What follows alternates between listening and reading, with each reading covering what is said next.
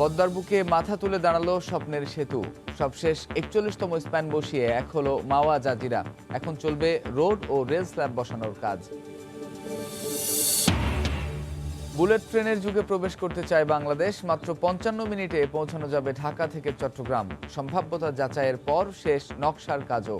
দ্রুত কাজ শুরুর উদ্যোগ। উত্তরাঞ্চলে জেঁকে বসেছে শীত। হিমেল এবং বড়দিনের সাজে সেজেছে আয়ারল্যান্ড। উৎসব উপলক্ষে শিথিল করা হয়েছে লকডাউন। কেনাকাটায় ব্যস্ত প্রবাসীরাও।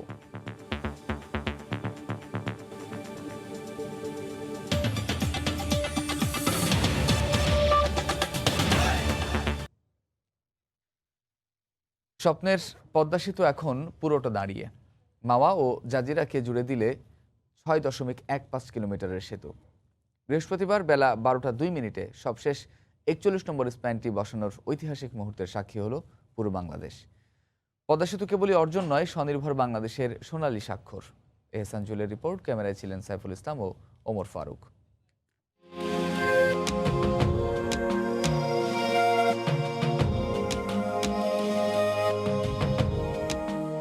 সেতুর কাজ শুরুর পর ৫ বর্ষায় ৫ বার নতুন জলে ভরেছে পদ্মার বুক। শীতে শুকিয়েছে ফের নতুন করে। নদীর দুই তীরের মানুষ সাক্ষী হয়েছে স্বাধীনতার পর দেশের ইতিহাসে অন্যতম বড় এই অর্জনের। নরম পলিতে প্রবেশ করেছে একটার পর একটা শক্তিশালী খুঁটি। জেগে ওঠা পিলারগুলোতে যুক্ত হয়েছে স্বপ্ন পূরণের নতুন নতুন স্প্যান। সেই পদ্মার আজ দুই পারের মিলনের দিন। সকাল থেকে ঘন কুয়াশা দেয়াল তুলে রাখে নদীর বুকে। খুব বেশি দূর দেখা যাচ্ছিল না। মাঝ নদীতে একটি মাত্র শূন্যস্থান পূরণের জন্য প্রস্তুতি সারা। অপেক্ষা শুধু আশা জাগানিয়া এক সূর্যের। সকাল ৯:৩০টায় সূর্য ওঠার সাথে সাথেই ক্রেনের উপরের অংশে তোলা শুরু হয় কাঙ্ক্ষিত স্প্যানটি। পিলারের সমান উচ্চতায় তুলতে সময় লাগে ৩০ মিনিট। আগের দিন রাতে স্প্যানটি পিলারের কাছে এনে রেখে নোঙর করার কাজ করাই ছিল। সঙ্গে আছে এখানকার প্রকৌশলীদের আগে ৪০টি স্প্যান বসানোর অভিজ্ঞতা। তাই কাজ শুরুর ১.৫ ঘন্টা পর দুপুর ১২টা ২ মিনিটে অর্জন হয় মাইল ফলকের। খুশিতে হেসে উঠে পদ্মা দুই পার। আমরা এত বড় নির্মাণ করতে পেরেছি পদ্মা ব্রিজ। মানুষের যাতায়াতে খুব সুবিধা হবে, মানুষ দূর দূরান্তে যেতে পারবে। খুব আনন্দ লাগতেছে আমাদের পদ্মা সেতু তৈরি হয়েছে বাংলাদেশে। দ্রুতইভাবে আমরা আমাদের গন্তব্যস্থলে যাইতে পারবো, বাড়িতে বা যে কোনো জায়গায় কাজে কর্মে। যত তাড়াতাড়ি পদ্মা সেতুটা হয়ে যায় আমরা খুব আনন্দিত হব। ২০১৭ সালের ৩০শে সেপ্টেম্বর প্রথম স্প্যানটি তোলা ৩ বছর পর অর্জন হলো সবগুলো স্প্যান দৃশ্যমান করার সাফল্য। তবে তাতেই থেমে না থেকে প্রকল্প কর্তৃপক্ষের লক্ষ্য এখন সেতুতে যানবাহন চলাচল শুরু করার। আমাদের সব সাকসেস হবে তখনই যখন আমরা ব্রিজটা ওপেন করতে পারব। আমরা সেই দিনের অপেক্ষায় আছি। আমরা সবার দোয়া চাই, ইনশাআল্লাহ আমরা যেন সাকসেসফুল হই। সবার কামনা দোয়া কামনা করছি। সেতু চালু হলে রাজধানী থেকে ১ ঘন্টায় যাওয়া যাবে ফরিদপুর। প্রতিদিন গড়ে ২৪,০০০ যানবাহন চলাচল করবে এই সেতু দিয়ে। নিজেদের টাকায় তৈরি এই সেতুর মাধ্যমে সক্ষমতার বাংলাদেশ আজ বিশ্বের বুকে মাথা উঁচু করে জানান দিল, আমরাও পারি। আমাদের নিজস্ব সেতু, আমাদের সোনালী এই অর্জন দক্ষিণাঞ্চলের সঙ্গে সব ভৌগোলিক বিভাজন ঘুচিয়ে আজ সংযুক্ত করল পুরো বাংলাদেশকে। সময় এখন এই সেতুকে যান চলাচলের জন্য উপযুক্ত করে তোলার। এহসান জুয়েল, সময় সংবাদ, মাওয়া, মুন্সিগঞ্জ। পদ্মা সেতুতে শেষ স্প্যান বসানোর উপলক্ষে শরীয়তপুরে আতশবাজি ফুটিয়েছেন সর্বস্তরের মানুষ। গতকাল বিকেলে জাজিরা প্রান্তে পদ্মা সেতুর এক্সপ্রেস ওয়ের 0 পয়েন্টে বেলুন হাতে ভিড় করেন নানা শ্রেণী পেশার মানুষ। এরপর বেলুন ওড়ানো ও মোমবাতি প্রজ্বলন করেন তারা। সন্ধ্যার পরে আতশবাজি ফুটিয়ে সরকারের প্রতি কৃতজ্ঞতা প্রকাশ করেন তারা। স্বপ্ন বাস্তবায়ন হওয়ায় প্রধানমন্ত্রীকে ধন্যবাদ জানান।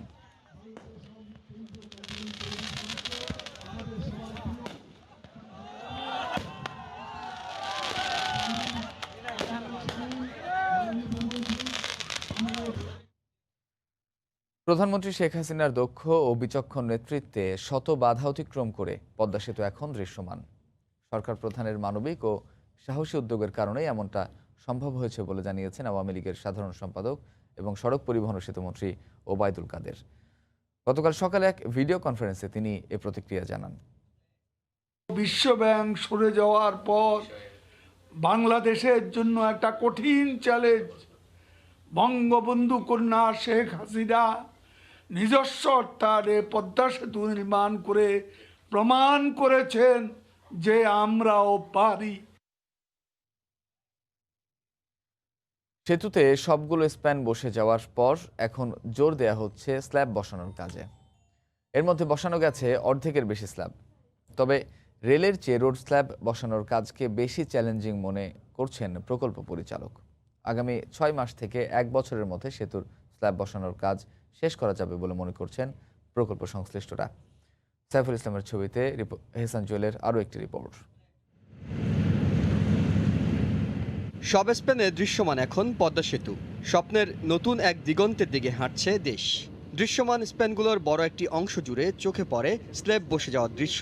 দ্বিতল এই সেতুর উপরের অংশে বসছে রোড স্ল্যাব আর নিচের অংশে রেল স্ল্যাব। পুরো সেতুতে যোগ হবে 2791টি রোড স্ল্যাব আর 2959টি রেলওয়ে স্ল্যাব। উপরে চলবে 4 লেনের গাড়ি, তাই রোড স্ল্যাবগুলোর দৈর্ঘ্য 22 মিটার আর চওড়া 2 মিটার। নিচে সিঙ্গেল লাইনের রেল, তুলনামূলক ছোট তাই এই অংশের স্ল্যাব। প্রতিটি স্ল্যাব 8 মিটার লম্বা আর 2 মিটার চওড়া।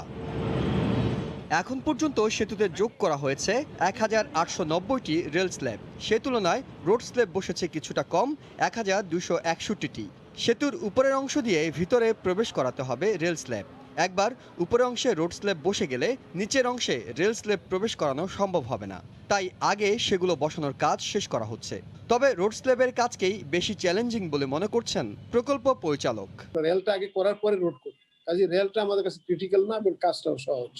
সেজন্য আমরা রোড স্ল্যাবের দিকে আমাদের পরবর্তী ক্রিটিক্যাল পয়েন্ট রোড স্ল্যাব, এটাই আমরা চেষ্টা করছি 3 শিফটে কাজ করার। আমরা লোকবল সংগ্রহের চেষ্টা করছি। সেতুতে 12,000 পিস রেলিং বসানো হবে। নভেম্বর মাস থেকে সেটারও কাজ শুরু হয়েছে।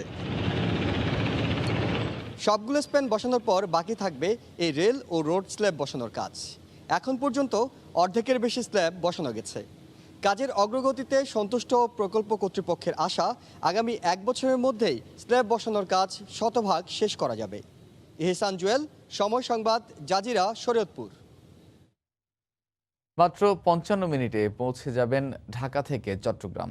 শুনতে স্বপ্নের মতো হলেও বাস্তবে রূপ দেওয়ার পরিকল্পনা করা হচ্ছে। বুলেট ট্রেনের যুগে প্রবেশ করতে চায় বাংলাদেশ। প্রকল্পের সম্ভাব্য সমীক্ষা, যাচাই ও বিশদ নকশার কাজ শেষ করেছে বাংলাদেশ রেলওয়ে। রেলমন্ত্রী জানান, দ্রুত কাজ শুরুর উদ্যোগ নেওয়া হবে। তবে যোগাযোগ বিশেষজ্ঞরা বলছেন এটি বিলাসী প্রকল্প। সার্বিক রেল ব্যবস্থাপনার উন্নয়ন না করে এমন উদ্যোগ বাস্তবায়ন সম্ভব নয়। নাজমুস সালিহির প্রতিবেদন। বাংলাদেশের ট্রেন এখনো চলছে 70% মেয়াদ উত্তীর্ণ ইঞ্জিন আর 50 ভাগেরও বেশি ঝুঁকিপূর্ণ লাইন দিয়ে। প্রতি বছর গড়ে 2000 কোটি টাকা লোকসান দিয়ে পরিচালিত হচ্ছে বাংলাদেশ রেলওয়ে। এমন নড়বড়ে অবস্থায় বুলেট ট্রেন চালানোর পরিকল্পনা নিয়েছে প্রতিষ্ঠানটি। ইতোমধ্যে 110 কোটি টাকা খরচ করে প্রকল্পের সম্ভাব্যতা যাচাই ও বিশদ নকশার কাজ শেষ করেছে রেলওয়ে। পরিকল্পনা অনুযায়ী ঢাকা থেকে চট্টগ্রাম পর্যন্ত 227 কিলোমিটার উড়াল রেলপথ নির্মাণ করা হবে 6টি অত্যাধুনিক রেল স্টেশন। ট্রেন চলবে ঘন্টায় 300 কিলোমিটার বেগে। মাত্র 50 মিনিটেই পৌঁছে যাবে চট্টগ্রাম। অনেকটা রূপকথার মতো। সারা পৃথিবীতে যত হাই স্পিড রেলওয়ে আছে, সর্বাধুনিক হাই স্পিড সেই আদলেই আমরা ডিজাইন করছি। স্পিড ধরা হয়েছে 300 কিলোমিটার প্রতি ঘন্টায়। এটা ডবল ট্র্যাক থাকবে, এটাতে ইলেকট্রিক ট্র্যাকশন হবে এবং এটা সিগন্যালিং ব্যবস্থা হবে অটোমেটিক। প্রতিদিন 50,000 যাত্রী পরিবহন করা সম্ভব হবে বুলেট ট্রেনের মাধ্যমে। রেলমন্ত্রী জানান, আগামী বছর জুন মাসে চূড়ান্ত কাজের কর্মপরিকল্পনা নেওয়া হবে। হাই স্পিড ট্রেনের এই প্রকল্পটা বাস্তবায়নের জন্য বহু যারা সামর্থ্যবান যারা দেশ তাদের আগ্রহ প্রকাশ করেছে। এইখানে বিনিয়োগ যদি আমরা দেখি যে এটা আমাদের জন্য ভায়াবল বা এটা মাননীয়, নিশ্চয়ই আমাদের সরকার, মাননীয় প্রধানমন্ত্রী সেটা বিবেচনা করবেন। তবে যোগাযোগ বিশেষজ্ঞরা বলছেন, দেশের সার্বিক রেল ব্যবস্থাপনা খুবই নাজুক। এমন প্রেক্ষাপটে বুলেট ট্রেন টেকসই তো হবেই না, বরং রেলের জন্য ক্ষতির কারণ হয়ে দাঁড়াবে। বুলেট ট্রেনটা সময় উপযোগী হচ্ছে না। তার আগের ধাপ যেটা ইলেকট্রিক ট্রেন এবং নেটওয়ার্কের বিস্তৃতি এবং ইনফ্রাস্ট্রাকচারের সক্ষমতা আমার যদি না থাকে, অর্থনৈতিকভাবে সফল হবে কি না নাকি দেউলিয়া হবে, সেই ব্যাপারে কিন্তু দ্বিতীয়বার ভাবনার ব্যাপার আছে। প্রাথমিকভাবে 96,000 কোটি টাকা সম্ভাব্য ব্যয় ধরে প্রকল্পের কাজ এগিয়ে নেওয়া হচ্ছে বলে জানিয়েছেন রেল কর্মকর্তারা। নাজমুস্তালেহি, সময় সংবাদ, ঢাকা। বদলে যাওয়া পরিবেশ দেখতে ছুটে আসছেন দর্শনার্থীরা। সেই খবর থাকছে সংবাদের শেষাংশে। রাজশাহীতে জেঁকে বসতে শুরু করেছে শীত। হিমেল বাতাসের পাশাপাশি ঘন কুয়াশায় বিপর্যস্ত ছিন্নমূল খেটে খাওয়া মানুষের জনজীবন।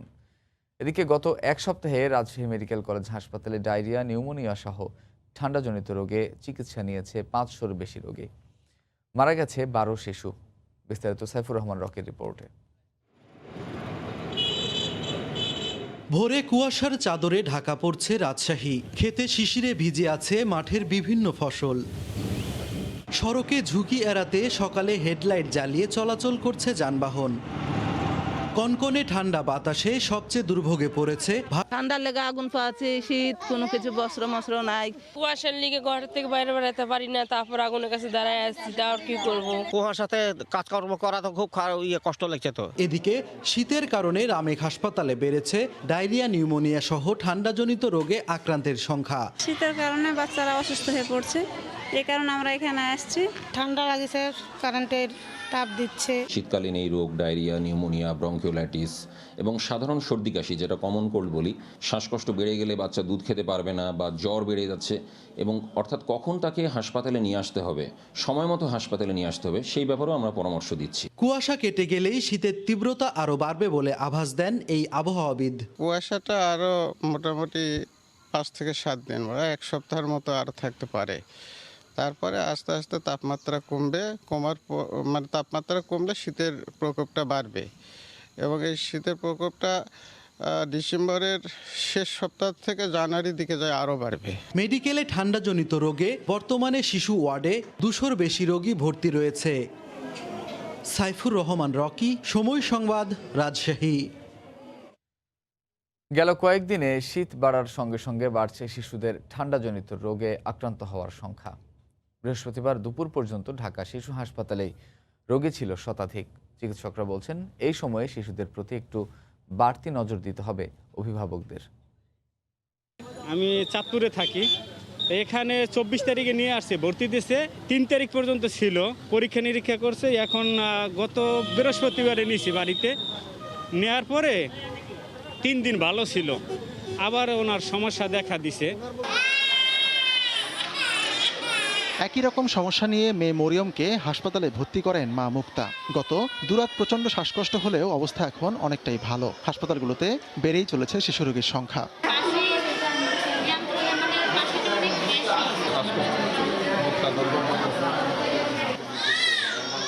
মৌসুমের পরিবর্তনে শিশুরা এমনিতে একটু নাজুক অবস্থায় থাকে, একটু বেখেয়ালেই আক্রান্ত হয় ঠান্ডাজনিত নানা রোগে। শীতকালীন রোগগুলো বেশি দেখা যাচ্ছে শিশুদের মধ্যে, তার মধ্যে হচ্ছে নিউমোনিয়াটা বেশি এবং ডায়রিয়া, কোল্ড ডায়রিয়া যেটা আমরা বলি। আমরা যদি পর্যবেক্ষণ করে দেখি যে গত 1 মাসের মধ্যে আমাদের এখানে শুধুমাত্র নিউমোনিয়া আক্রান্ত ভর্তি রোগীর সংখ্যা হচ্ছে 198টা ছিল, যেটা সেপ্টেম্বরের দিকে অনেকটা কম ছিল।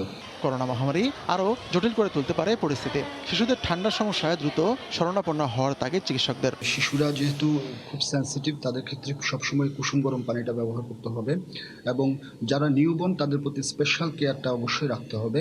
গরম কাপড় দিয়ে না পেঁচিয়ে বা পাতলা সুতির কাপড় দিয়ে যাতে অতিরিক্ত ঘাম না হয়, সেক্ষেত্রে আমরা পরামর্শ দিয়ে থাকি নবজাতকদের ক্ষেত্রে। এছাড়া যে ধুলাবালির ব্যাপারটা আছে, সেটা শিশুদেরকে আমরা অ্যাভয়েড করে চলতে বলি। বৃহস্পতিবার রাজধানীর সর্বনিম্ন তাপমাত্রা ছিল 19 ডিগ্রি সেলসিয়াস। আতিকুর রহমান তাওয়াল, সময় সংবাদ, ঢাকা। আগামী মাসের প্রথম দিকে দেশে করোনার টিকা আনা হবে বলে আশা প্রকাশ করেছেন স্বাস্থ্যমন্ত্রী জাহিদ মালেক। গতকাল সকালে রাজধানীতে দেশব্যাপী হাম রুবেলা ক্যাম্পেইন 2020 এর উদ্বোধনী অনুষ্ঠানে কথা বলেন তিনি। মন্ত্রী জানান, কাল থেকে সারা দেশে 9 মাস থেকে 10 বছরের নিচে প্রায় 3,40,00,000 শিশুকে 1 ডোজ হাম রুবেলার টিকা দেওয়া হবে। সামনের মাসের প্রথম কোয়ার্টারে আমরা টিকা পেয়ে যাব। আমরা অ্যাস্ট্রাজেনিকার যে অক্সফোর্ডের ভ্যাকসিন আমরা ইন্ডিয়া থেকে সেরাম ইনস্টিটিউটের মাধ্যমে বাংলাদেশে আনার ব্যবস্থা করেছি, এবং অনেক আগেই করেছি। প্রায় 3 কোটি ডোজ সরকার সরাসরি নিয়ে আসছে, এবং WHO আরও টিকা প্রায় 20% লোককে টিকা দিবে। সেটা একটু হয়তো সময় নেবে, বাট ওটাও আমরা বাংলাদেশ পাবো, আর আবেদনও আমরা করেছি। স্বাস্থ্য অধিদপ্তর জানিয়েছে বৃহস্পতিবার দুপুর পর্যন্ত সবশেষ 24 ঘন্টায় করোনায় মারা গেছেন 37 জন। এ নিয়ে দেশে মৃতের সংখ্যা বেড়ে দাঁড়ালো 6,967 জনে। এছাড়া শনাক্ত হয়েছেন 1,861 জন।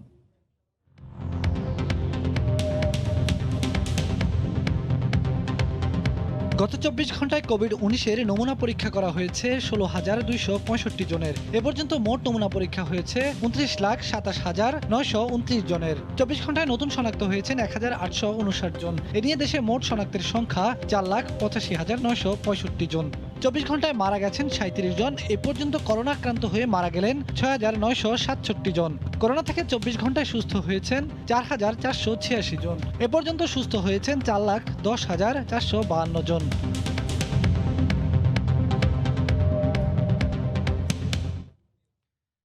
কয়েক হাজার নমুনা পরীক্ষার্থীর বিপরীতে মাত্র একটি বুথ।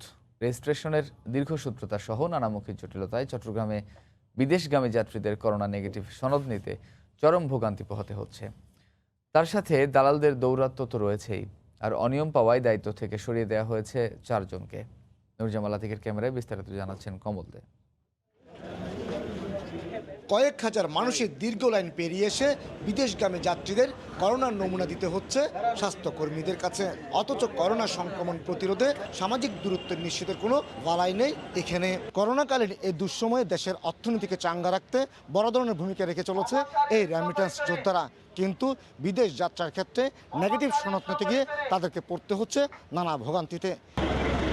ফলাফল পেতে দেরি হলে থাকে বিমান শিডিউল মিস করার সংখ্যা। ফর্ম নিয়ে কালকে স্যাম্পল নিচ্ছে না, তাহলে আমার 11 তারিখের টিকিট ছিল, আমি কালকে 9 তারিখ টেস্ট করতে পারি না। তো রিপোর্ট যদি না আসে, অনেক সময় রিপোর্ট আসলে ওখানে ভুল চলে আসে, তো ভুল মেনশন হয়ে যায়। নিয়ম অনুযায়ী বিদেশ যাত্রায় করোনা নেগেটিভ সনদ বাধ্যতামূলক। সেই অনুযায়ী বিদেশগামী যাত্রীদের 72 ঘন্টা আগে রেজিস্ট্রেশন করতে হয়। কিন্তু মাত্র 2টি বুথে রেজিস্ট্রেশন ব্যবস্থা করায় সবাইকে 5 থেকে 6 ঘন্টা পর্যন্ত অপেক্ষা করতে হচ্ছে। একটা যদি রোগী থাকে, সবাই তো আর নেগেটিভ না, একজন না একজন পজিটিভ আছে। এদিকে অভিযোগের সত্যতা নিশ্চিত হয়ে বদলি করা হয়েছে 4 কর্মচারীকে। কিছু সমস্যা ছিল, তাদের বিরুদ্ধে যেটা আমরা অবশ্যই ব্যবস্থা নিয়েছি ইতিমধ্যেই। এর পাশাপাশি যারা দালাল আছে বাইরের কিছু মানুষ, তাদের ব্যাপারে আমরা গোয়েন্দা সংস্থাকে জানিয়েছি। প্রতিদিন 800 থেকে 1000 বিদেশগামীর করোনা পরীক্ষা করা হয় এই 2টি পয়েন্টে। কমল দে, সময় সংবাদ, চট্টগ্রাম। ভোরের সময় আরও থাকছে। গাইবান্ধায় সোলার প্ল্যান্টের নামে জমি দখলের অভিযোগ, চাকরি দেওয়ার নামে হাতিয়ে নেওয়া হয় টাকা। প্রতিষ্ঠানের বিরুদ্ধে ব্যবস্থা নেওয়ার আশ্বাস।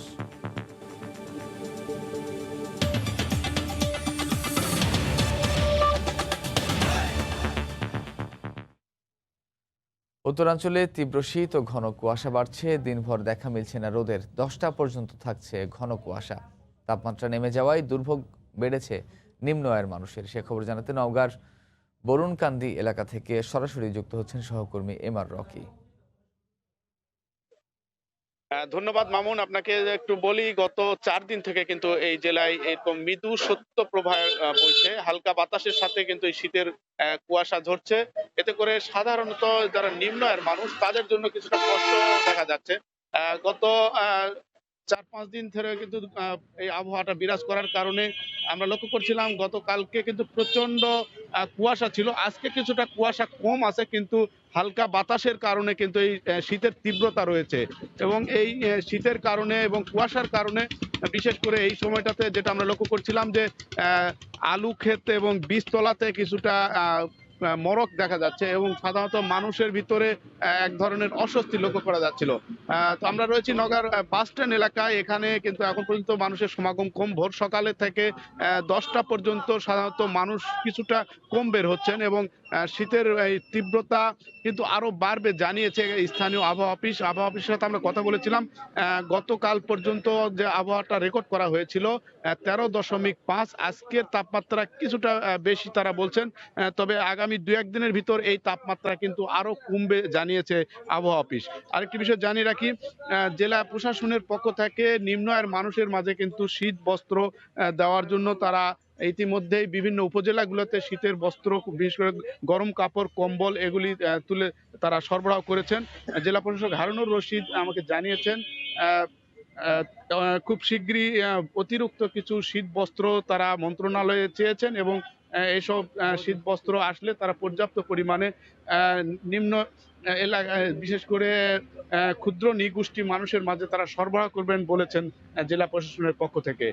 তবে এ জেলায় আরেকটি বিষয় হলো যে উত্তরের এই মৃদু শৈত্য প্রবাহের কারণে কিন্তু নভেম্বরের প্রথম থেকেই এই আবহাওয়াটা বিরাজ করছে এবং আবহাওয়ার এই ওঠানামার কারণে কিন্তু বিশেষ করে শিশু, বয়স্ক এবং যারা শ্বাস প্রশ্বাসের কষ্ট করছেন তাদের জন্য কিন্তু এই সময়টাতে অনেকটা অস্বস্তি। এবং আমরা হাসপাতালে খোঁজ নিয়ে জেনেছি বর্তমানে গত 2 দিনে শিশু রোগীর সংখ্যা কিন্তু আশঙ্কাজনকভাবে এখানে বেড়েছে এবং হাসপাতালগুলোতে কিন্তু পর্যাপ্ত পরিমাণের বেডের সংকট রয়েছে এবং হাসপাতালের চিকিৎসকরা জানিয়েছেন এই সময় সতর্কতার সাথে বিশেষ করে বয়স্ক এবং শিশুদের যেন এই ভোর সকাল বা আলো না আসা পর্যন্ত তারা বের না হয় এমন কথাই জানিয়েছেন হাসপাতালের চিকিৎসকরা।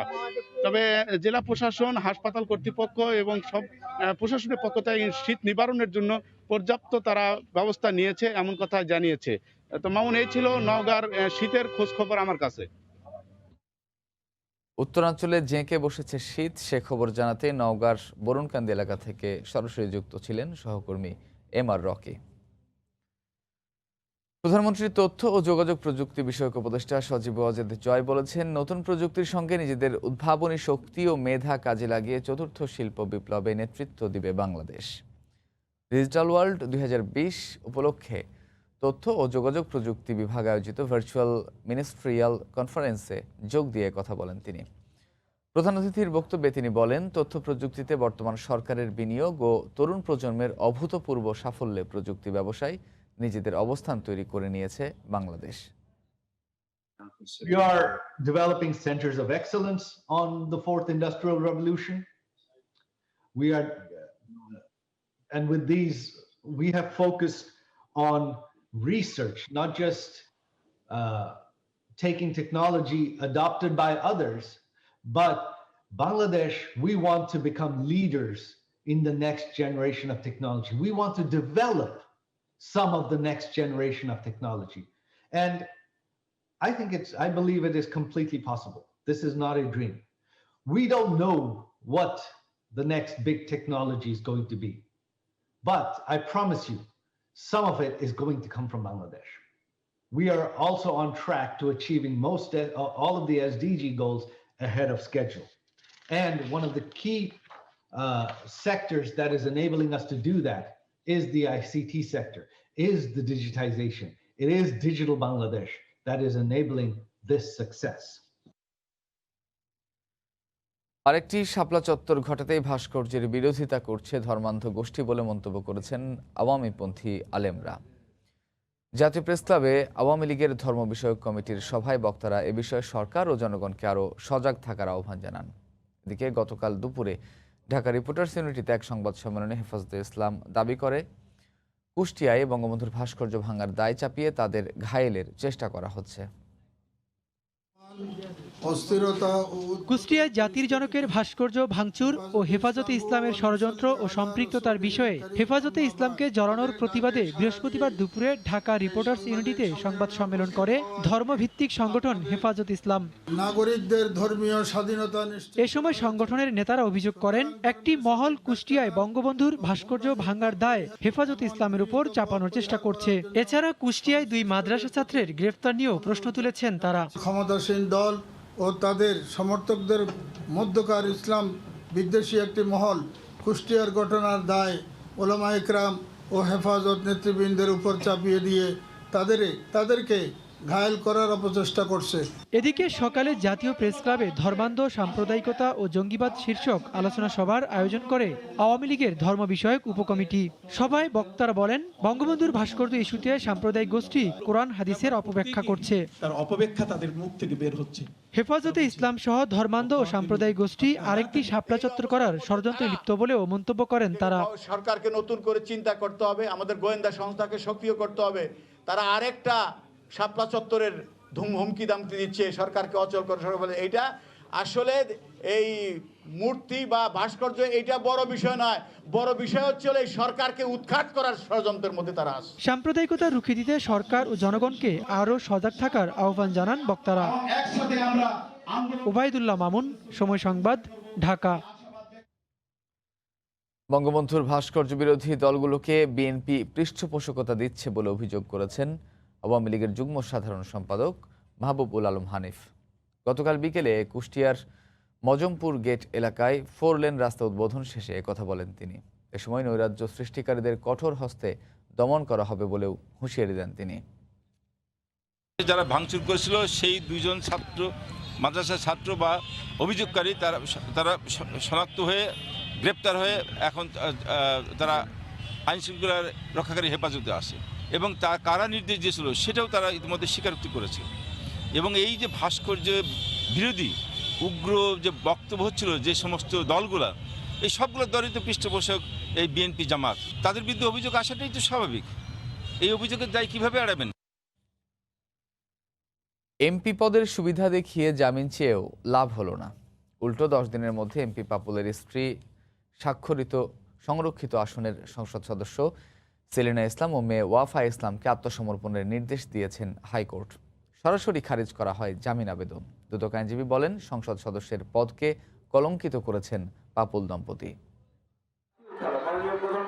মানব ও অর্থ পাচারের মামলায় লক্ষ্মীপুর 2 আসনের সংসদ সদস্য শহীদুল ইসলাম পাপুল কুয়েতে গ্রেফতারের পর তার অঢেল সম্পদের অনুসন্ধানে নামে দুদক। প্রাথমিক অনুসন্ধানে পাপুল ও তার স্ত্রী সংসদ সদস্য সেলিনা ইসলামের বিরুদ্ধে 148 কোটি টাকা পাচারের তথ্য মিলে। পাচারের ক্ষেত্রে মেয়ে ওয়াফা ও নকশা বহির্ভূত হওয়ায় ভেঙে দেয়া হয়েছে দোকান। মালামাল নিয়ে মরিয়া ব্যবসায়ীরা নেমে এসেছেন রাস্তায়। রাজধানীর গুলিস্তানের ফুলবাড়িয়া মার্কেটে একদিকে যখন চলছে 3য় দিনের উচ্ছেদ অভিযান, তখন রাস্তায় বসেই পণ্য বিক্রির চেষ্টায় ব্যস্ত ছিলেন দোকানদার ও কর্মচারীরা। যদিও এক পর্যায়ে সেখান থেকেও সরে যেতে হয় তাদের। সকাল সকালই হকারদের এমন হাঁকডাক আর ক্রেতাদের আনাগোনা ফুলবাড়িয়া সুপারমার্কেটের সামনের সড়কে। তবে এরা কেউ আদতে হকার নন। নকশা বহির্ভূত দোকান কিনে প্রতারিত হয়ে হারিয়েছেন রুটি রুজি ও আশ্রয়। তাই মালামাল নিয়ে খোলা আকাশের নিচে বসেছেন শত শত ব্যবসায়ী। ভুক্তভোগী ব্যবসায়ীরা বলছেন, শীত মৌসুমই তাদের ব্যবসার জন্য মোক্ষম সময়। আর শীত মৌসুম চলে গেলে এসব কাপড় ফের 8 থেকে 10 মাস গুদামে রেখে দিতে হবে। আমাদের তো দোকানপাট ভাঙিয়ে দিছে, শীতের মাল থাকলে তো আমাদের 8 মাস থাকতে হইব, যার কারণে আমরা এখন ফুটপাতে নামতে হইতে আছে। এই শীতের ব্যবসা দিয়ে আমরা সারা বছর চলা লাগে, এটাই আমাদের পুঁজি ভাই। আর 1 সপ্তাহ যদি এরকম চলমান থাকে, আমরা ব্যবসায়ীরা কোটি কোটি টাকা ক্ষতিগ্রস্ত হব। এই পরিস্থিতির জন্য আগের নগর প্রশাসনের পাশাপাশি দোকান মালিক সমিতির নেতাদের দুষছেন তারা। প্রাথমিক অবস্থায় টাকা নিচ্ছে আমার কাছে 2টা দোকানে 22 লাখ টাকা। পরবর্তী দোকানে মেয়র সাহেব দোকান তালা মারলো, তালা খুলতে যায় আমার 2 শাটারে টাকা দিছি 8 লক্ষ টাকা এবং ভাড়ার বাবদ টাকা দিছিলাম 2,42,500 টাকা। বেলা 12:30টার পর ফুটপাত থেকে ব্যবসায়ীদের সরিয়ে দিয়ে শুরু হয় 3য় দিনের উচ্ছেদ। নগর কর্তৃপক্ষ এ সময় সংক্ষুব্ধদের প্রয়োজনে আইনের আশ্রয় নেওয়ার পরামর্শ দেন। থানায় অভিযোগ করতে পারে যে নিয়েছে তার বিরুদ্ধে আইনানুগ ব্যবস্থা গ্রহণের জন্য। উচ্ছেদ ত্বরান্বিত করতে রোববার থেকে অভিযানে যুক্ত হবে BIWT এর একটি শক্তিশালী এক্সকাভেটর। লক্ষ লক্ষ টাকা বিনিয়োগ করা দোকান উচ্ছেদের পাশাপাশি এই ভরা মৌসুমে ব্যবসা না করতে পারার কারণে দ্বিমুখী লোকসানে পড়েছেন নকশা বহির্ভূত দোকানের মালিকেরা। তাই তারা বলছেন, অন্তত এই মহা অনিয়মের মূল আশ্রয় প্রশ্রয়দাতাদের যেন আইনের আওতায় আনা হয়। মাহমুদ রাকিব, সময় সংবাদ, ঢাকা। রাজধানীর খিলগাঁওয়ে জিরানি খালে অবৈধ স্থাপনা উচ্ছেদে অভিযানে গেলেও যন্ত্রপাতির অভাবে অবৈধ স্থাপনা পুরোপুরি অপসারণ করতে পারেনি দক্ষিণ সিটি কর্পোরেশন। গতকাল দুপুরে ত্রিমোহনী বাজার থেকে নন্দীপাড়া ব্রিজ পর্যন্ত অভিযান চলে। প্রায় 8 কিলোমিটার লম্বা এক খালের 2 ধারে বিভিন্ন দোকান নির্মাণ সামগ্রী স্তূপ করে রাখায় খালের স্বাভাবিক গতি বাধাগ্রস্ত হচ্ছে। এ অবস্থায় খাল দখল করা অবৈধ দোকানপাট ভেঙে দেওয়া হয়, কিন্তু যন্ত্রপাতির অভাবে খালের ওপর গড়ে ওঠা অসংখ্য বাঁশের সাঁকো সরাতে পারেনি দক্ষিণ সিটি কর্পোরেশন।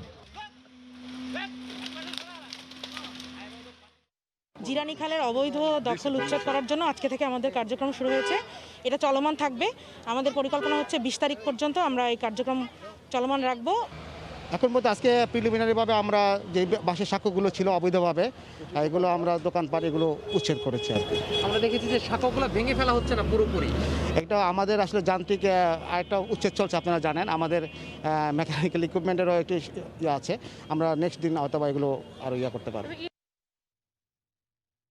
পদ্মা সেতুর নিরাপত্তার স্বার্থে কাঁঠালবাড়ি থেকে ফেরি লঞ্চ ও স্পিড বোট ঘাট বাংলা বাজারে নেওয়া হয়েছে বলে জানিয়েছেন নৌ পরিবহন প্রতিমন্ত্রী খালিদ মাহমুদ চৌধুরী। গতকাল বিকেলে মাদারীপুরের শিবচরে নতুন এ ঘাট পরিদর্শন করে তিনি কথা বলেন।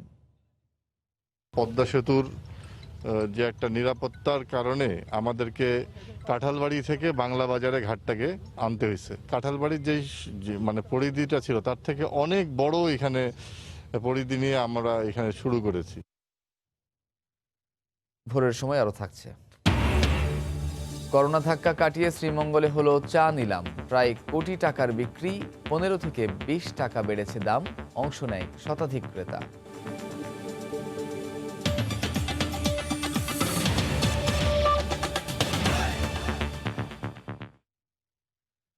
সোলার প্ল্যান্টের মাধ্যমে জাতীয় গ্রিডে 30 মেগাওয়াট বিদ্যুৎ সরবরাহ করার কথা বলে নিয়োগ বাণিজ্য ও খাস জমি দখলের অভিযোগ উঠেছে ATX এনার্জি নামের একটি প্রতিষ্ঠানের বিরুদ্ধে। সোলার প্রকল্পটি অবৈধ জানিয়ে ব্যবস্থা নেওয়ার আশ্বাস দিয়েছেন জেলা প্রশাসক। সরকারের ভিশন 2021 বাস্তবায়নে নেয়া তার প্রকল্প নিয়ে ষড়যন্ত্র হচ্ছে বলে দাবি প্রতিষ্ঠানের এমডির। হেদায়েতুল ইসলাম বাবুর রিপোর্ট। গোবিন্দগঞ্জের হরিরামপুরে করতোয়া নদীর তীরে ATX এনার্জির সৌর বিদ্যুৎ প্রকল্প। এখানে অবৈধ কিছু হয় না। ঢুকতেই নিরাপত্তা কর্মীদের বাধা। খাস জমি দখলের পাশাপাশি স্বজনদের চাকরি দেওয়ার প্রলোভনে স্বল্প মূল্যে মালিকানা জমি কিনে টাকার বিনিময়ে প্রকল্পে চাকরি দেওয়ার অভিযোগ প্রতিষ্ঠানটির বিরুদ্ধে। মানুষের কাছে চাকরি দেবার কথা কয়া টাকা পয়সা হাতে নিচ্ছে। এটা দুটো চাকরি দিতে 2,40,000 টাকা নিচ্ছে। কাকু বলতেছে 2 লাখ, কাকু বলতেছে 3 লাখ, কাকু বলতেছে 5 লাখ। হলে চাকরি দেব, না হলে না দেব। প্রকল্প সম্পর্কে কিছুই বলতে পারলেন না প্রতিষ্ঠানের সুপারভাইজার। প্রকল্পের জন্য সংশ্লিষ্ট দপ্তরের অনুমোদন প্রশ্নে DCSP পরিদর্শন করেছেন বলে জানান আরেক কর্মকর্তা। স্থানীয় সংসদের ডিও লেটার ছাড়া প্রতিষ্ঠানটি কোনো প্রমাণ দেখাতে পারেনি বলে জানান ইউএনও। আর অবৈধ এই প্রতিষ্ঠানের বিরুদ্ধে ব্যবস্থা নেয়ার আশ্বাস দিলেন জেলা প্রশাসক। এটা আমরা সঠিক বলতে পারবো না, কোথায় সব সঠিক কিছু জানি না। আর এই কোশ্চেনগুলো কখনো করিনি, এই জন্য আর কি বলতে পারতেছি না। এখানে ডিসি সাহেব আপনার এখানে ভিজিট করে গেছেন, তারপরে এসপি সাহেব ভিজিট করে গেছেন। আমি ওনাদেরকে একদিন তলব করছি আমার অফিসে। আমি বললাম যে আপনারা এরকম করছেন, ভালো কথা ভাই, এইরকম। ওরা এমপি মহোদয়ের ডিও লেটার, মন্ত্রী মহোদয়ের একটা ডিও লেটার দেখাইলো। আমি বললাম যে আমি তো স্থানীয় প্রশাসন, আপনারা কাজ করেন কি করেন সেটা আমি অন্তপক্ষে আমাকে তো অবগত করা আপনাদের উচিত ছিল। এটা আমাদের কোনোটাই আমাদের নলেজে নাই, এবং যে কাজগুলো করছে সকলেই অবৈধ এবং গঠিত কাজ এবং পানিশবল অফেন্স। তবে ATX এনার্জির ব্যবস্থাপনা পরিচালকের দাবি, প্রধানমন্ত্রীর ভিশন 2021 বাস্তবায়নে নেয়া প্রকল্প নিয়ে ষড়যন্ত্র হচ্ছে। এমপি সাহেব আমাদের ডিও লেটার দিচ্ছে কাজ ইনিশিয়াল শুরু করার জন্য। ডিসি অফিসে খোঁজ নিয়ে জেলা প্রশাসক বরাবর একটা আবেদন করছি। আমরা কোনো ধরনের অনৈতিক কাজে জড়িত না। প্রতিষ্ঠানটি কোনো ধরনের নিয়োগ বিজ্ঞপ্তি ছাড়াই সৌর বিদ্যুৎ প্লান্টে বিভিন্ন পদে গোবিন্দগঞ্জ সহ আশপাশের বিভিন্ন জেলার শতাধিক যুবককে টাকার বিনিময়ে নিয়োগ দেয় বলে অভিযোগ রয়েছে। হেদায়েতুল ইসলাম বাবু, সময় সংবাদ, গাইবান্ধা। পুঁজিবাজারে রাষ্ট্রায়ত্ত প্রতিষ্ঠানের তালিকাভুক্তির বিষয়টি বারবার কেবল ঘোষণার মধ্যে সীমাবদ্ধ থাকছে। সংশ্লিষ্ট প্রতিষ্ঠানের শীর্ষ কর্মকর্তাদের মন্তব্যেও গড়িমসির বিষয়টি স্পষ্ট। বিশ্লেষকরা মনে করেন, স্বচ্ছতা ও জবাবদিহিতা এড়িয়ে যাওয়ার প্রবণতা থেকেই এসব প্রতিষ্ঠান পুঁজিবাজারমুখী হতে চায় না। হরিপদ সাহার রিপোর্ট। দেশের পুঁজিবাজারে তালিকাভুক্ত শেয়ার ও মিউচুয়াল ফান্ডের সংখ্যা 3.5 শতাধিক। তবে বাজারে বিনিয়োগযোগ্য ভালো মানের প্রতিষ্ঠানের সংখ্যা অনেক কম। বিনিয়োগকারীদের এমন অভিযোগ স্বীকার করেন অর্থমন্ত্রী, পুঁজিবাজার সংশ্লিষ্ট প্রতিষ্ঠান ও বিশ্লেষকরাও। বাজারকে শক্তিশালী করতে চলতি অর্থবছরের ফেব্রুয়ারিতে সচিবালয়ে এক বৈঠক শেষে রাষ্ট্রীয় 4 ব্যাংক সোনালী, জনতা, অগ্রণী ও BDBL এর শেয়ার ছাড়ার ঘোষণা দেন অর্থমন্ত্রী। সরকার কাছে যে সমস্ত প্রতিষ্ঠানগুলো আছে যেগুলো পুঁজিবাজারে আসা উচিত, সেগুলোকে আমরা পুঁজিবাজারে নিয়ে আসবো। 31 অক্টোবরের মধ্যে ধাপে ধাপে ব্যাংকগুলোকে তালিকাভুক্ত করার পর এসব ব্যাংকের সর্বোচ্চ 25% শেয়ার পর্যায়ক্রমে ছাড়ার পরিকল্পনা জানা গেলেও এখনো কোনো অগ্রগতির তথ্য দিতে পারেননি এসব প্রতিষ্ঠানের শীর্ষ কর্তারা। অগ্রগতি মার্কেটে যাওয়ার জন্য যে সেটা আমরা হয়তো অভাবে নাই, কারণ স্পেসিফিক ইনস্ট্রাকশন তো থাকতে হবে। একটু ধীর গতিতে যাওয়া গেলে ভালো, 2-3 বছরের মধ্যে হয়তো এইটা হয়ে যাবে। রূপালীর যে রিমাইনিং পার্টটা এটা যদি শুরু হয়ে যেত তাহলে বোঝা যেত ধীরে ধীরে তখন আমাদের প্রিপারেশনের পার্টটা চলে আসে। বোধের পর আইসিবি দেন অগ্রণী দেন সূর্যনক। তো কাজে আমাদের প্রস্তুতির অংশটু ওইভাবে এভালুয়েশন হয় নাই। রাষ্ট্রায়ত্ত ব্যাংকগুলোর মধ্যে বর্তমানে শুধু রূপালী শেয়ার বাজারে তালিকাভুক্ত। বাজারে 10% কম থাকা রূপালী ব্যাংকের শেয়ার বাড়িয়েও 25% করার কথা। কিন্তু সরকারি ব্যাংকগুলোর পুঁজিবাজারে তালিকাভুক্তির গতিকে সন্তোষজনক বলছেন না বিশ্লেষকরা। ভ্যালুয়েশন করার জন্য 3 মাস থেকে 6 মাস is adequate for any type of valuation. অনেক ক্ষেত্রেই এই ধরনের স্টেট ওন্ড এন্টারপ্রাইজগুলোতে পরিপূর্ণ গভর্নেন্সের অভাব আছে। এই জন্যই তারা হয়তো এরকম ক্ষেত্রে আসতে চায় না, তাহলে তাদের স্বচ্ছতা জবাবদিহিতা অনেক বেড়ে যাবে। ইমার্জেন্সি 2 বছর ছিল, ওই সময় কিন্তু 26টা কোম্পানি তালিকাভুক্তি করার জন্য একটা উদ্যোগ নেওয়া হয়েছিল। তো সেটা কিন্তু গত 12 বছরে আলোর মুখ দেখে না। এখানে কিছুটা সমন্বয়ের ঘাটতি থাকতে পারে। বর্তমান অর্থমন্ত্রী বিদ্যুৎ ও জ্বালানি খাতের রাষ্ট্রীয় মালিকানার 7 কোম্পানির শেয়ার ছাড়ার ঘোষণা দিলেও তা এখনও আলোর মুখ দেখেনি। হরিপদ সাহা, সময় সংবাদ, ঢাকা। বিশ্বজুড়ে করোনা পরিস্থিতির মধ্যেও খুলনা অঞ্চল থেকে চিংড়ি রপ্তানি স্বাভাবিক রয়েছে। সবশেষ অর্থবছরের তুলনায় চলতি অর্থবছরের প্রথম 4 মাসে কিছুটা বেশি চিংড়ি ইউরোপের বাজারে গেছে। তবে অধিকাংশ রপ্তানিকারক বলছেন এ শিল্পকে এগিয়ে নিতে চিংড়ি চাষি, রপ্তানিকারক ও মৎস্য অধিদপ্তরের সংশ্লিষ্ট নীতি নির্ধারকদের সমন্বিতভাবে দ্রুত কাজ করতে হবে। তরিকুল ইসলামের প্রতিবেদন, ক্যামেরায় ছিলেন নিয়ামুল হোসেন কোচি। গত অর্থবছরের মাঝামাঝি সময় থেকে বিশ্বজুড়ে করোনা পরিস্থিতির ধাক্কায় চিংড়িসহ হিমায়িত মৎস্য খাতে রপ্তানিতে এক প্রকার ধস নামে। তবে ধীরে ধীরে সেই পরিস্থিতি সামলে উঠেছে দেশের দ্বিতীয় বৃহত্তম রপ্তানি খাত হিমায়িত মৎস্য শিল্প। মৎস্য পরিদর্শন ও মান নিয়ন্ত্রণ কার্যালয়ের পরিসংখ্যান অনুযায়ী চলতি বছর জুলাই থেকে অক্টোবর পর্যন্ত ইউরোপের বাজারে চিংড়ি রপ্তানি হয়েছে 14,044 মেট্রিক টন, যার মূল্য 1,082 কোটি টাকা। গত অর্থ বছরে ছিল 12,151 মেট্রিক টন। গত বছরের সাথে তুলনা করলে চলতি অর্থ বছরে প্রায় 2,000 মেট্রিক টন মৎস্য ও মৎস্যজাত পণ্য রপ্তানি করা হয় বেশি। করোনার প্রকোপ কমা শুরুর পর থেকেই জুন থেকে কিন্তু আবারও আমরা আমাদের মৎস্য রপ্তানি কিন্তু আবারও ঘুরে দাঁড়িয়েছে। অন্যদিকে রপ্তানিকারকরা বলছেন প্রান্তিক চাষিদের কাছ থেকে পর্যাপ্ত সরবরাহ থাকলে এবং এখাতে রাষ্ট্রীয়ভাবে যোগাযোগ বাড়ালে চীন ও আমেরিকার বৃহত্তর বাজার ধরা সম্ভব। চায়নার সাথে রপ্তানি কার্যক্রমেও অনেক আইনগত জটিলতা আছে, তাদের যে পরীক্ষা নিরীক্ষার যে কন্ডিশনগুলো এগুলো অনেক প্রকট। এই সমস্ত জায়গায় সরকার, আমাদের অ্যাম্বাসিগুলো, আমাদের রপ্তানিকারক অ্যাসোসিয়েশন, আমরা যদি সম্মিলিত প্রচেষ্টায় এই সমস্ত জায়গায় ড্রাইভ দেই, তাহলে এই সমস্ত মার্কেটগুলো বাংলাদেশের চিংড়ির জন্য নতুন করে উঠে আসতে পারে। গত অর্থবছরে বাংলাদেশ থেকে হিমায়িত মৎস্য রপ্তানি হয় 4,500 কোটি টাকার। এর মধ্যে শুধুমাত্র খুলনা থেকে চিংড়ি রপ্তানি হয়েছে 4,000 কোটি টাকা। তরিকুল ইসলাম, সময় সংবাদ, খুলনা। দীর্ঘদিন পর মৌলভীবাজারের শ্রীমঙ্গলে হয়ে গেল 13তম আন্তর্জাতিক চা নিলাম। একদিনে প্রায় কোটি টাকার চা বিক্রি হয়েছে। আগের তুলনায় 15 থেকে 20 টাকা দরে দাম বেড়েছে। চা কিনতে বিভিন্ন স্থান থেকে শতাধিক ক্রেতা আসেন। জেলার প্রতিনিধি শাহ অলিদুর রহমানের তথ্য ছবি নিয়ে রিপোর্ট।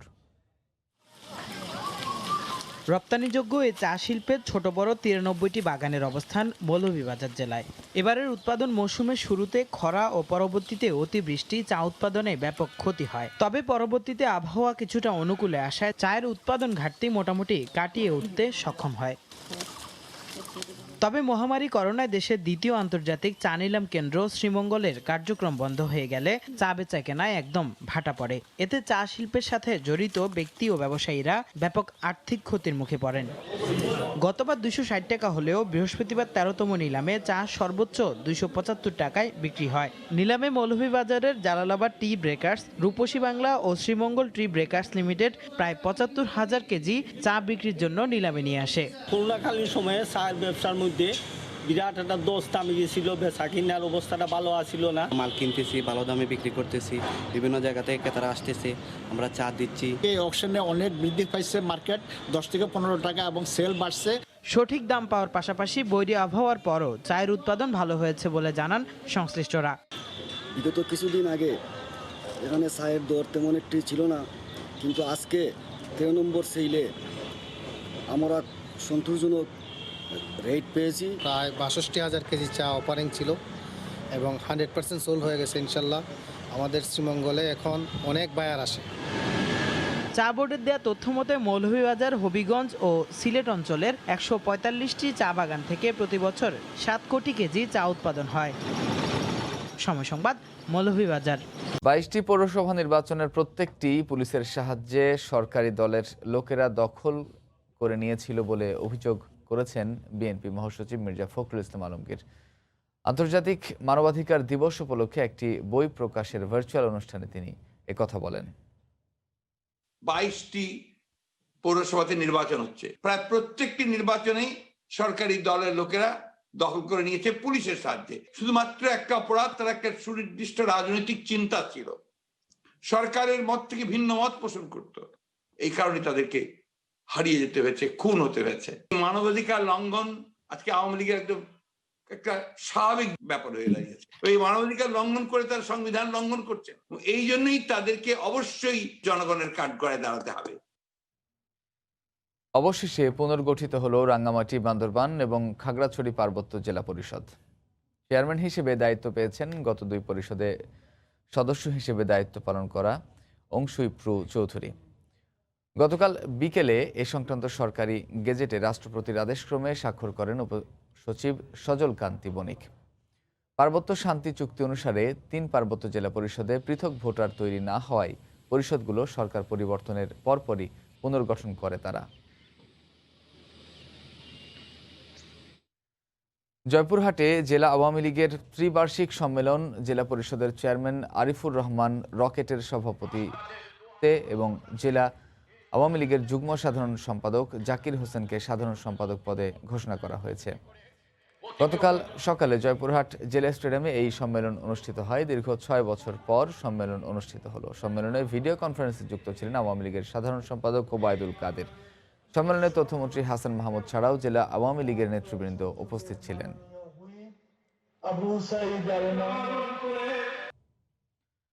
অস্বাস্থ্যকর পরিবেশে খাদ্য প্রস্তুতের অভিযোগে সিলেটে বেকারি সামগ্রী প্রস্তুতকারী একটি প্রতিষ্ঠানকে 9 লাখ টাকা জরিমানা করেছেন ভ্রাম্যমাণ আদালত।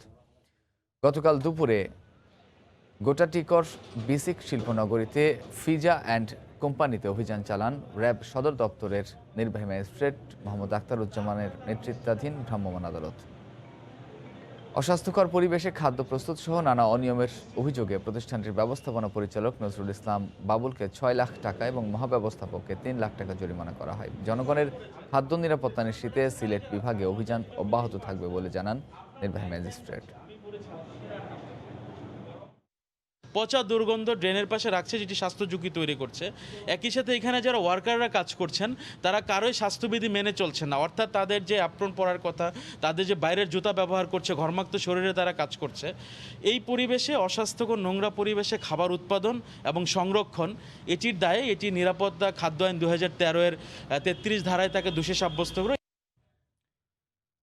বরিশাল জেলা প্রশাসনের পৃথক 2টি ভ্রাম্যমাণ আদালত নগরীর বিভিন্ন এলাকায় অভিযান চালিয়ে মাস্কবিহীন 47 জন ব্যক্তি ও 6টি প্রতিষ্ঠানকে 13,150 টাকা জরিমানা করেছে।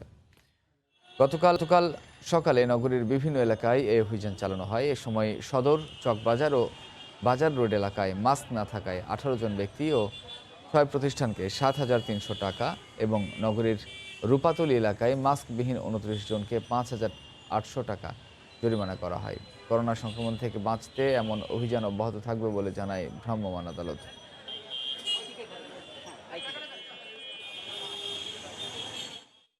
মাস্ক ব্যবহার যাতে মানুষের অভ্যাসে পরিণত হয়, এই কারণে আমাদের অভিযান পরিচালিত হচ্ছে। আমরা যারা মাস্ক ব্যবহার করছেন তাদেরকে জরিমানার আওতায় আনছি এবং যারা খেটে খাওয়া মানুষ দিনমজুর তাদেরকে ফ্রি মাস্ক বিতরণ করছে এবং তাদেরকে মাস্ক পরিধান করার ব্যাপারে উৎসাহিত করছি। পৌষের আগেই দেশের বিভিন্ন স্থানে জেঁকে বসেছে শীত। ঘন কুয়াশায় বিপর্যস্ত হচ্ছে জীবনযাত্রা। হাসপাতালগুলোতে বাড়ছে শীতজনিত রোগে আক্রান্ত রোগীর সংখ্যা। কুয়াশায় ঢাকা পড়েছে উত্তরের জেলা গাইবান্ধার পথ ঘাট জনপদ। দিনের বেলাতেও হেডলাইট জ্বালিয়ে চলাচল করছে বাস, ট্রেন সহ বিভিন্ন যানবাহন। একদিকে সূর্যের দেখা নেই, তার সঙ্গে উত্তরের কনকনে হাওয়া ছিন্নমূল মানুষের দুর্ভোগ বাড়াচ্ছে। বিশেষ করে বন্যা এবং নদী ভাঙনের সহায় সম্বল হারানো মানুষকে অবর্ণনীয় দুর্ভোগ পোহাতে হচ্ছে। যারা সাধারণ মানুষ তাদের কষ্টটা এটা ভাষায় বর্ণনা করা যাবে না। ঘন কুয়াশা আর শীতের দাপট পঞ্চগড়েও। নিম্ন আয়ের মানুষ খড়কুটো জ্বালিয়ে শীত নিবারণের চেষ্টা করছেন। হাসপাতালগুলোতে বাড়ছে রোগী। প্রচুর শীত, গাড়ি থেকে বাইরে হওয়া যাচ্ছে না এবং যাত্রী পাওয়া যাচ্ছে না। বাতাসে মনে করেন যে পুরো কুয়াশা মেঘাচ্ছন্ন হয়ে গেল।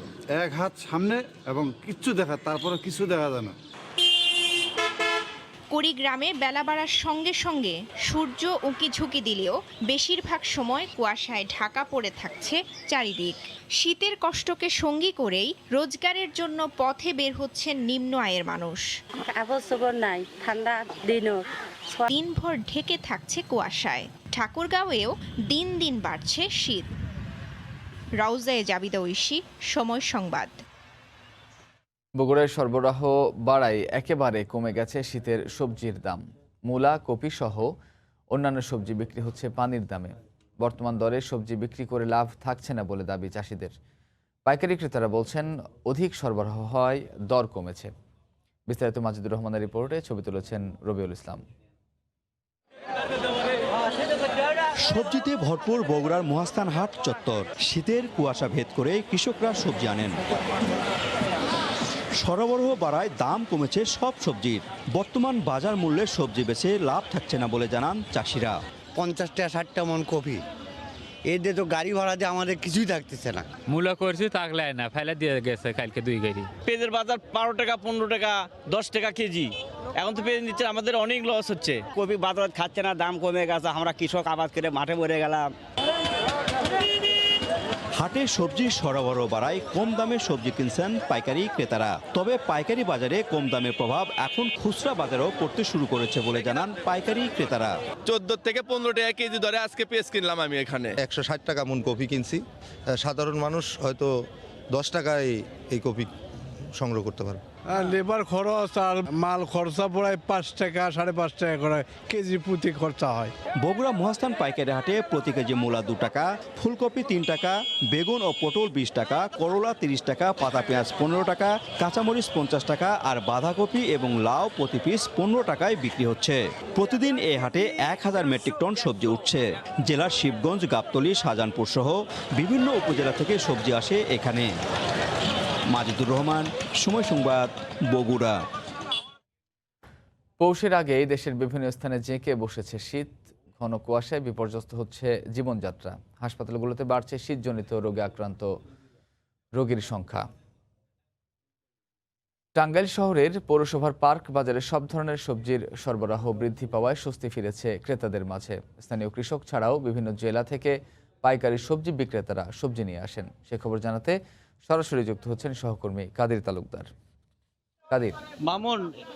মামুন, এই যে শীতের সবজি উঠতে শুরু করেছে টাঙ্গাইলের প্রত্যেকটি বাজারে, সেই সবজি সরবরাহ বৃদ্ধি পাওয়ার কারণে এই যে অস্থিতিকর পরিস্থিতি যে ছিল বেশ কিছুদিন সবজি বাজারে, সেই সবজি বাজারের অস্থিতিশীলতা কাটিয়ে এখন কিন্তু মানুষের হাতের নাগালে রয়েছে এই যে ভোগ্যপণ্য যে তরতাজা সবজি রয়েছে সেই সবজিতে। আমরা এখানে কথা বলেছিলাম, প্রতিদিনই এখানে দাম কমছে। প্রত্যেকটা সবজির বাজার এখন মানুষের নিয়ন্ত্রণে রয়েছে, অর্থাৎ হাতের নাগালে রয়েছে। আপনি যদি দেখাই যে এই যে টাঙ্গাইলে ভোরের কুয়াশা কাটতে না কাটতেই কিন্তু এই যে আপনি দেখতে পাচ্ছেন যে মানুষের যে ভিড়, সেই ভিড় কিন্তু প্রচুর পরিমাণে বাড়তে শুরু করেছে। আমরা সকালে এখানে এসেছি, সকালে সেই আমরা দেখতে পেয়েছি যে বিভিন্ন বাজারে, আমরা মূলত এখানে রয়েছি টাঙ্গাইল শহরের পার্ক বাজারে। সেই পার্ক বাজারটি হচ্ছে একটি পাইকারি বাজার। সেই পাইকারি বাজারে বিভিন্ন বাজারের পাইকারি যারা ব্যবসায়ী রয়েছে, দোকানদার রয়েছে, তারা এখান থেকে মাল কিনে নিয়ে যায় এবং মাল কিনে তারা স্থানীয় বাজারে বিক্রি করে থাকে। তো আমি এখানে কথা বলেছিলাম যে এখানে যারা ব্যবসায়ী রয়েছে, পাইকারি ব্যবসায়ীরা যে বিষয়টি জানিয়েছে সেটি হচ্ছে যে এই কাঁচা বাজারে প্রত্যেকটি সবজির দাম কিন্তু কমে গেছে, অর্থাৎ প্রচুর পরিমাণে সরবরাহ বৃদ্ধি পাওয়ার কারণে বাজারে প্রত্যেকটি সবজির দাম কমে গেছে। যে কাঁচামরিচ গত সপ্তাহে ছিল 80 টাকা, সেই কাঁচামরিচ এখন আজকে বিক্রি হচ্ছে 64 টাকা, পেঁয়াজ বিক্রি হচ্ছে 45 টাকা, নতুন আলু যেটি সেই নতুন আলু বিক্রি হচ্ছে 40 টাকায়, পাতাকপি 15 টাকা, ফুলকপি 6 থেকে 7 টাকা কেজি দরে বিক্রি হচ্ছে। অন্যদিকে ছিম বিক্রি হচ্ছে 20 টাকায়, বেগুন বিক্রি হচ্ছে 15 টাকায়, মূলা বিক্রি হচ্ছে 5 টাকায়, আর টমেটো বিক্রি হচ্ছে 35 টাকা, গাজর বিক্রি হচ্ছে 80 টাকায়। অর্থাৎ প্রত্যেকটি কাঁচা তরকারি যে রয়েছে প্রত্যেকটি সবজিরই দাম কমেছে এবং এই বাজারটি টাঙ্গাইলের সবচেয়ে বিখ্যাত বাজার এবং সবচেয়ে বড় বাজার। এই বাজারে কিন্তু টাঙ্গাইলের যে স্থানীয় কৃষক রয়েছে, এই কৃষকের সবজি ছাড়াও জেলার বিভিন্ন জেলা থেকে এখানে পাইকারি ব্যবসায়ীরা এখানে আসেন। তারা এখানে তাদের জেলার যে উৎপাদিত সবজি রয়েছে সেই সবজিগুলো তারা কিন্তু এখানে নিয়ে আসেন, তারা এখানে এনে বিক্রি করেন। অর্থাৎ প্রতিদিন কোটি কোটি টাকার এই সবজি কিন্তু টাঙ্গাইল পার্ক বাজারে বিক্রি হয়ে থাকে। এই পার্ক বাজার থেকেই টাঙ্গাইলের বিভিন্ন উপজেলা এবং শহরের বিভিন্ন আশেপাশের যে বাজার রয়েছে সেই বাজারে তারা বিক্রি করে থাকেন এবং তারা এই যে আমি কথা বলেছিলাম স্থানীয় যে ক্রেতা রয়েছে সেই ক্রেতাদের সাথে আমরা কথা বলেছিলাম, তারা বলেছে যে প্রতিদিনই বাজারের কিন্তু দাম কমে যাচ্ছে। সেই দাম কমার কারণে তাদের ভিতরে ইতিমধ্যেই স্বস্তি ফিরেছে। প্রত্যেকটি বাজারে দাম কমে গেছে এবং প্রত্যেকটি তরকারি অর্থাৎ সবজি, সেই সবজির দাম কিন্তু কমে যাওয়াতে প্রচুর পরিমাণে তারা আসলে স্বস্তির মধ্যে রয়েছে। তো আমরা এখানে কথা বলেছিলাম, এখানকার যে পাইকারি বিক্রেতা রয়েছে তারা বলেছে যে অনেক কিছুতেই প্রতিদিনই দাম কমে যাচ্ছে। দাম কমে যাওয়ার কারণে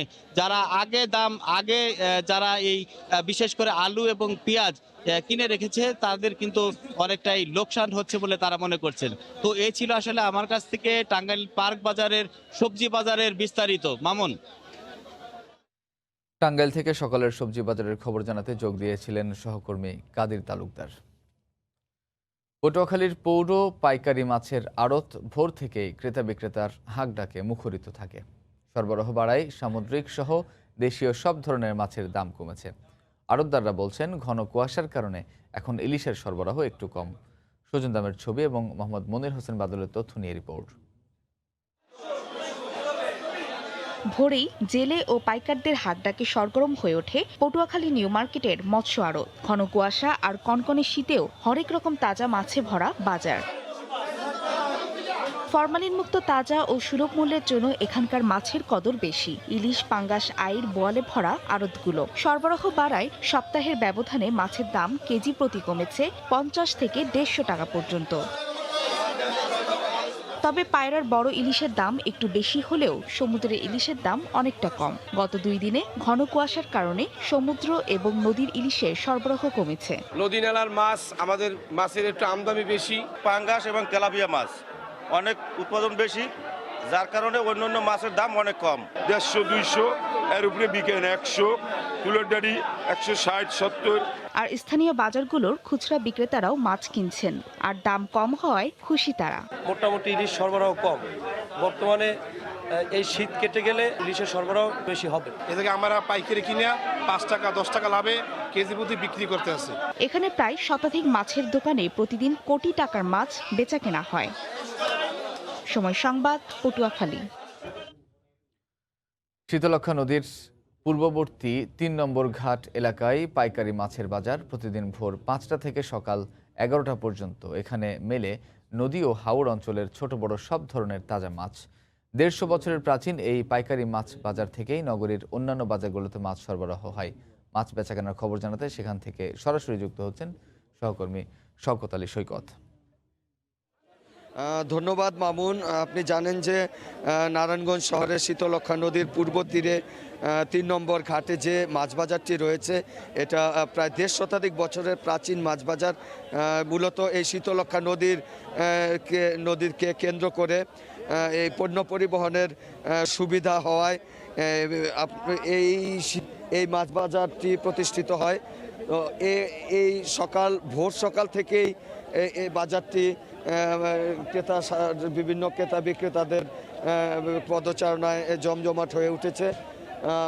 আজকে আমরা দেখতে পাচ্ছি যে শুক্রবার অন্যান্য দিনের তুলনায় সপ্তাহের অন্যান্য দিনের চেয়ে শুক্রবার ছুটির দিন সহ যে অন্যান্য ছুটির দিন রয়েছে এই দিনগুলিতে বেশি বেচা কিনা হয়। বিশেষ করে কর্মজীবী এবং শ্রমজীবী মানুষ, ব্যবসায়ী যারা সারা সপ্তাহ সময় পান না তারা এই ছুটির দিনে শুক্রবার এবং অন্যান্য ছুটির দিনগুলোতে সপ্তাহের জন্য বা মাসিক মাছের চাহিদা পূরণের জন্য একবারে এখান থেকে মাছ কিনে থাকেন। আমরা যেটা বাজার আড়তদার যারা রয়েছেন তাদের কাছ থেকে যেটা জানতে পেরেছি যে এই দেশের বিভিন্ন অঞ্চল থেকে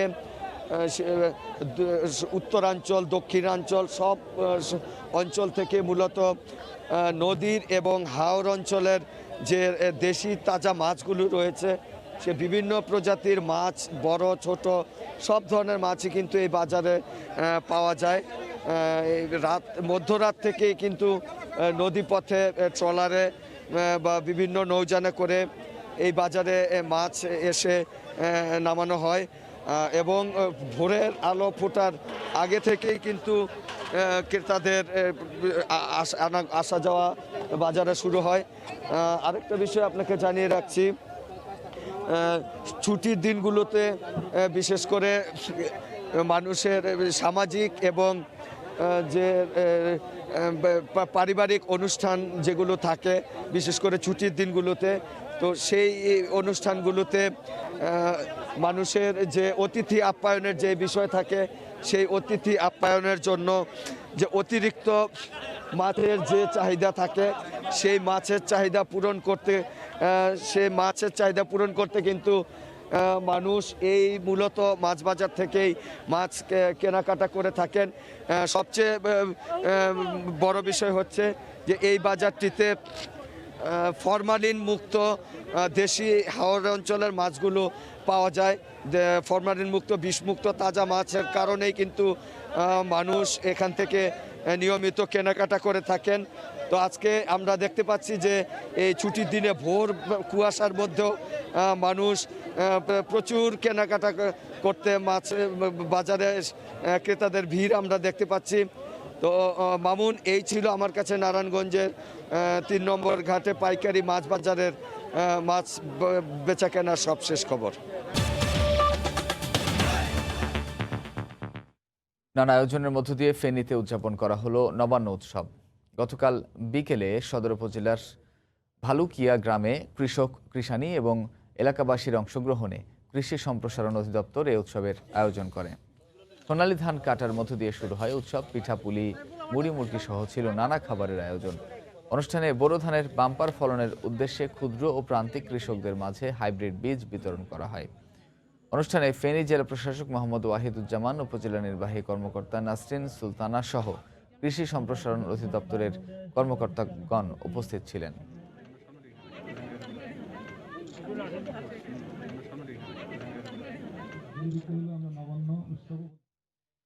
মৌলভীবাজারে শুরু হলো দুদিনব্যাপী প্রযুক্তি মেলা। গতকাল দুপুরে সদর উপজেলা মাঠে মেলার উদ্বোধন করেন মৌলভীবাজার 3 আসনের সংসদ সদস্য নেসার আহমদ। পরে হলরুমে এক সেমিনার অনুষ্ঠিত হয়। এতে স্থানীয় জনপ্রতিনিধি সহ বিভিন্ন সংগঠনের নেতাকর্মীরা অংশ নেন। মেলায় নানা পণ্যের 18টি স্টল রয়েছে, চলবে 11 ডিসেম্বর পর্যন্ত।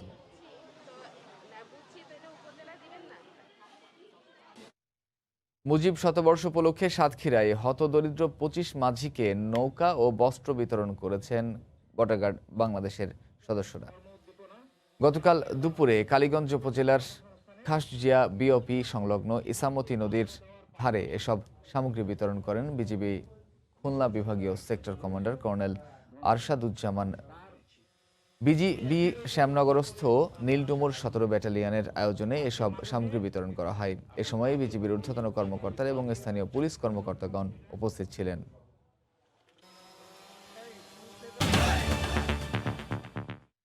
দেশের বাইরের খবর, যুক্তরাষ্ট্রে ফাইজার এবং বায়োএনটেকের করোনার টিকা জরুরি ব্যবহারের জন্য অনুমোদন দেওয়ার পরামর্শ দিয়েছে মার্কিন খাদ্য ও ওষুধ প্রশাসনের উপদেষ্টা কমিটি। ফাইজারের করোনা ভ্যাকসিনের অনুমোদনের বিষয়ে বৃহস্পতিবার উপদেষ্টা কমিটির ভোটাভুটি অনুষ্ঠিত হয়। এতে ফাইজার এবং বায়োএনটেকের করোনা টিকা ব্যবহারের পক্ষে ভোট দেন বেশিরভাগ সদস্য। ভোটাভুটিতে 17 জন টিকার ব্যবহারের পক্ষে ভোট দিয়েছেন। 17 জন টিকার ব্যবহারের পক্ষে ভোট দিয়েছেন, বিপক্ষে দিয়েছেন 4 জন। ভোট দেয়া থেকে বিরত ছিলেন 1 জন। যুক্তরাষ্ট্রে করোনার টিকা অনুমোদনের জন্য উপদেষ্টা কমিটির এ ভোটাভুটি সবুজ সংকেত হিসেবে ধারণা করা হচ্ছে। করোনায় চরম ব্যবসায়িক মন্দার মুখে মার্কিন রেস্তোরাঁ ব্যবসায়ীরা। 1 লাখের বেশি রেস্তোরাঁ বন্ধ হয়ে গেছে। বন্ধের পথে আরও প্রায় 10,000 দোকান। চলতি বছরেই প্রায় $24,000 কোটি ক্ষতির মুখে পড়ার আশঙ্কা করা হচ্ছে। মহামারী করোনা বিশ্বজুড়ে এরই মধ্যে কয়েক লাখ মানুষের প্রাণ কেড়ে নিয়েছে, বিরূপ ছাপ রেখে যাচ্ছে বৈশ্বিক অর্থনৈতিক ওপরও। করোনায় আক্রান্ত ও মৃতের রেকর্ড যুক্তরাষ্ট্রের। দেশটির জাতীয় রেস্তোরাঁ অ্যাসোসিয়েশন জানিয়েছে, মহামারীর থাবায় এরই মধ্যে 1,10,000-এরও বেশি রেস্তোরাঁ বন্ধ করতে বাধ্য হয়েছেন মালিকরা। সরকারি প্রণোদনা না পেলে আগামী 3 সপ্তাহের মধ্যে আরও 10,000-এর বেশি রেস্তোরাঁ ও ক্যাটারিং সেবা বন্ধ হয়ে যাওয়ার আশঙ্কা করা হচ্ছে। ম্যাকডোনাল্ডসের 14,000 আউটলেটের মধ্যে 200টি এবছর স্থায়ীভাবে বন্ধ হয়ে যাচ্ছে। বর্তমানে যেসব রেস্তোরাঁ চালু রয়েছে সেগুলোর উপর চেপে বসেছে লোকসানের বোঝা। আগামী 3 মাসে পরিস্থিতি আরও ভয়াবহ হওয়ার আশঙ্কা ব্যবসায়ীদের।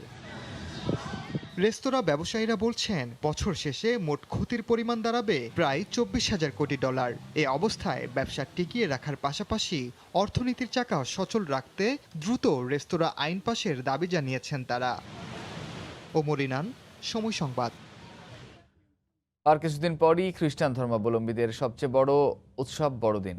গেল কিছুদিন ধরে আয়ারল্যান্ডে শিথিল রয়েছে লকডাউন, আর তাই বড়দিনের কেনাকাটা সব মিলিয়ে জমে উঠেছে দেশটির শপিং মলগুলো।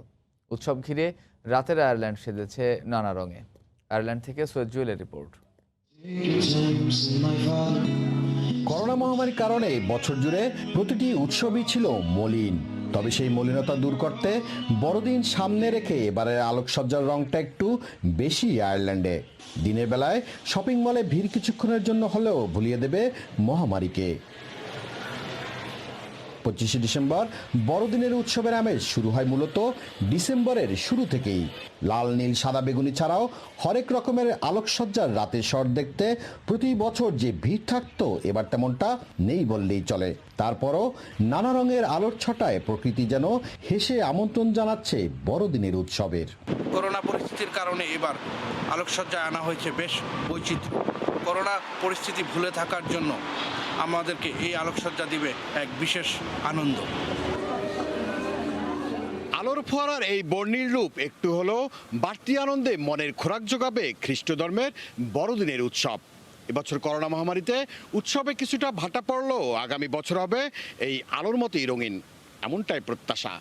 সৈয়দ জুয়েল, সময়। করোনার দীর্ঘ বন্ধের পর খুলেছে রংপুর চিড়িয়াখানা। সুযোগ পেয়ে বন্দি জীবনের ক্লান্তি কাটাতে চিত্ত বিনোদনের আশায় আসছেন মানুষ। গাছপালা ঘেরা স্নিগ্ধ পরিবেশে ভিন্ন ভিন্ন রূপ বৈচিত্র্যের প্রাণীদের নানা কসরতের মুগ্ধতা নিয়ে ফিরছে মানুষ।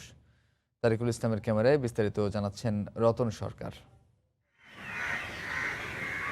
করোনাকালেই 7 বছরের একাকিত্ব ঘুচেছে।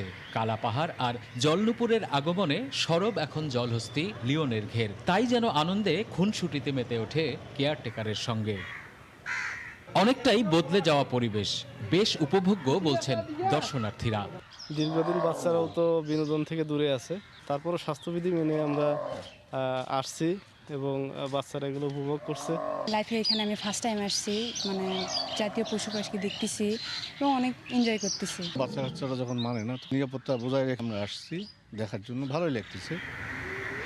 কোলাহলমুক্ত অনুকূল পরিবেশে বেশ কিছু প্রাণীর বংশবিস্তার ঘটছে বা ঘটেছে। বনের যেমন পরিবেশ, এরকম পরিবেশ এই করোনাকালীন সময় হওয়াতে যেসব জায়গায় জোড়া ছিল, যেমন হরিণ ছিল, আমাদের হরিণের বাচ্চা হয়েছে বেশ কয়েকটা।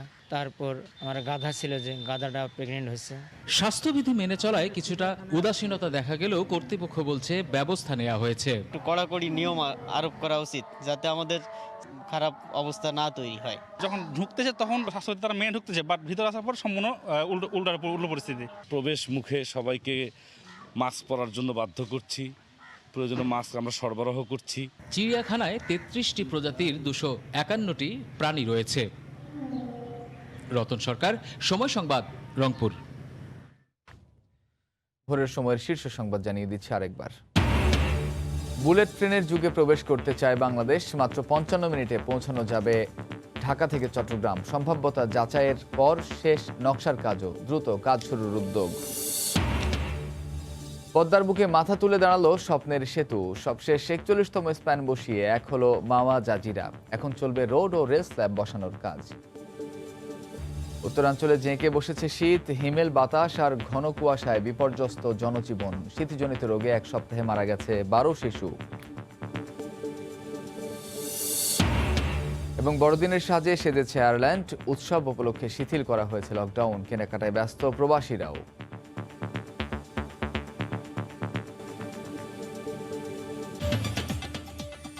এই ছিল ভোরের সময়। সঙ্গে থাকুন সময়ের।